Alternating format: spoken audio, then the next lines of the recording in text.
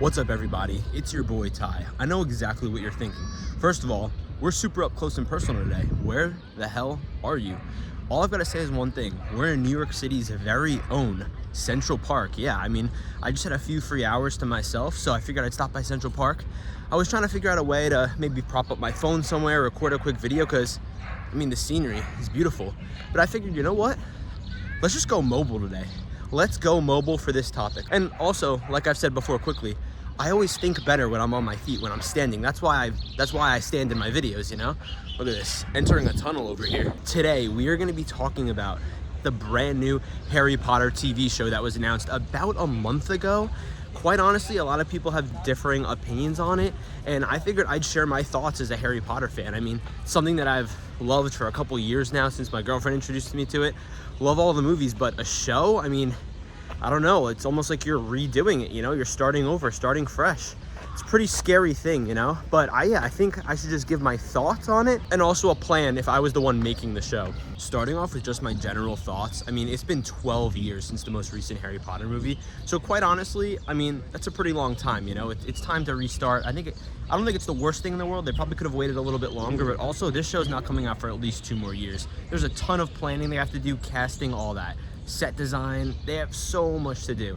And that leads me to my next point. The people that are actually making this show are from HBO. HBO has been killing it as of lately with The Last of Us, all these other shows, House of the Dragon. And I mean, they've been doing this for 20 years now, plus The Sopranos. They are a premium television service and provider. And, you know, I think they're the people to be doing it. They're the right ones to be doing it. I mean, if Netflix was doing it, Hulu, I don't know about that, but HBO knows what they're doing. Another positive that I don't really think people are talking about is, even though obviously these movies are here forever and also there's like the parks and things of that nature, I think that the thing people don't realize is this is gonna keep it relevant for probably another 15 years. I mean, apparently the plan is to do 1 book per season, which I think is excellent. Gives you time to flesh out the books, and also we can see a lot of things that we missed that they weren't able to fit in, you know, the 2-hour and change runtime from movies, my bad. I feel like there isn't too much doubt, because even if this doesn't end up being good, it completely flops, we still have the movies. This isn't tied to the movies in any way. It's a completely new thing. Is it gonna look like the movies? Is it gonna be different? I mean, if we see a new castle, that'll be really cool, but it's almost hard to process because we just don't know, we're not familiar. And one of the teasers, like the teaser trailer that the Instagram page for Harry Potter released, they used the same music as the movies to like announce the show, which is pretty odd because I just don't know how similar it's gonna be to the movies. But at the same time, it's just kind of weird to think about, like, whoa, we might have 2 Hogwarts now. On top of that, does that mean that like the one in Universal becomes technically irrelevant? It's like an outdated castle? Like it's pretty weird. I don't know. It's just a very interesting thing to think about. Also, another thing that's worth mentioning quick is that J.K. Rowling's involved. I understand everyone has their problems with her, but at the end of the day, she's a creative genius. If she wasn't involved in this, I would be very concerned. So let's just let her do her thing and just hopefully this turns out as well as we think. So like I said, I'm going into this positive, but I wouldn't say completely. The best word I could use would be cautiously optimistic. That's like the best phrase that describes it. As a Harry Potter fan, I'm so excited. We're gonna be relevant in another 15 years. Congratulations. But I don't know, I mean, it still is scary to think that we're gonna have a new Harry Potter, a new Hermione, a new Ron. I mean, that's our classic trio. Is Daniel Radcliffe gonna come back? Any of the old actors? I don't know, but I think, speaking of that, it's time to talk about what I would do if I was making this show. I think we need to start off by talking about the one thing that we're gonna get as soon as possible. What's that? The thing that you're gonna be looking at. The people, the casting. I think the casting is something that I would seriously focus on. You gotta make sure that, first of all, these actors can act. Obviously, they have to be committed. You know, this is gonna be a decade-long plus thing. Assuming a season comes out maybe once a year, once every 2 years.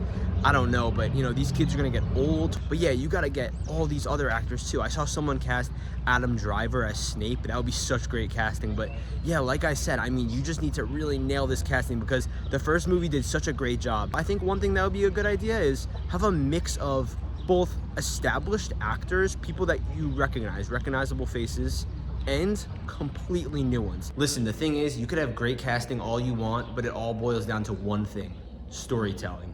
James Gunn said it best. Storytelling is always king. That's all that matters. If you don't tell a good story here, like obviously on paper, we already have the books, great story. We already have the movies, great story. But now you're kind of blending the two because the books are longer, you get to flesh more stuff out. But at the same time, the movies are shorter, and yeah, you get to see it, you get to actually like watch it instead of just visualizing it in your head, but you have to chop a lot out. So now you're kind of combining them into a show.